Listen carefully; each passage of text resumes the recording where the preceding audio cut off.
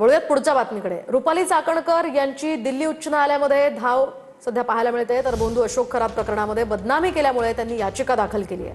आशा मिरगेंसह इतरांवर दाखल केलेला आहे मानहानीचा दावा। दरम्यान आशा मिरगे, सुषमा अंधारे, रुपाली ठोंबरे, अंजली दमानिया यांचीही यामध्ये नाव आहेत। तर माध्यमांमध्ये बोलताना आपली बदनामी केल्याचा चाकणकरांनी याचिकेतनं दावा केलाय। कुठलाही पुरावा नसताना बदनामी केल्याचा याचिकेत त्यांनी दावा केलाय। त्यांनी तो दावा दिलाय, त्यांनी 25 कोटीचं माझ्यावर क्लेम टाकलाय। माझ्यावर असं नाही की बऱ्याच लोकांवर टाकलाय त्यांनी, आणि त्याच्यावर मी उत्तर दिलंय जे मला सांगायचंय ते।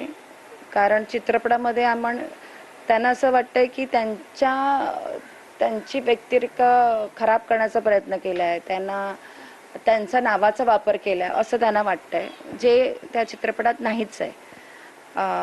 त्याने ते बघितलं पण नाही, काही हेच नाही केलं, आणि त्यांनी त्या गोष्टीचं हे टाकलं। त्यामुळे मी त्याला प्रॉपर उत्तर देते। कोर्टाचं उत्तर आहे, त्या कोर्टाला त्या पद्धतीनेच उत्तर देते। बरेच 40 लोकांची यादी आहे आणि प्रत्येकावर 25 कोटीचा दावा। हो, त्यांना तर आम्ही कोर्टात उघडे पाडूच ना, कारण का चोर तर चोर आणि वर शिरजोर आहे। त्यांना असं वाटतं की मी दिल्ली हायकोर्टात का टाकली, तुम्हाला सांगते।